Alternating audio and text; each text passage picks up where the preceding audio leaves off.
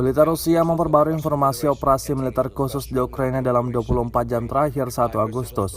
Juru bicara militer Rusia, Letnan Jenderal Igor Konashenkov, merilis karena kerugian besar di Brigade Mekanik Angkatan Bersenjata Ukraina ke-93 di arah Kharkov dan Brigade Penyerangan Gunung ke-128 di arah Zaporozhye.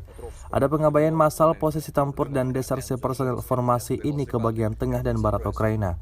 Di media sosial beredar rekaman militan dari Brigade ke-58 Angkatan Bersenjata Ukraina benar-benar mengalami demoralisasi dan mengatakan bahwa mereka telah kehilangan kepercayaan pada komando mereka dan rezim Kiev di bawah pimpinan Volodymyr Zelensky. Dari kubu Kiev, Kementerian Pertahanan Ukraina merilis 200 prajurit Rusia tewas dalam sehari. Total 41.030 tentara Federasi Rusia meninggal sejak awal konflik hingga hari ke-159. Panglima Angkatan Bersenjata Ukraina Jenderal Valery Zaluzhnyi mempublikasikan rekaman roket jarak menengah MLRS M270 dari Inggris diturunkan ke medan tempur menggempur militer Rusia.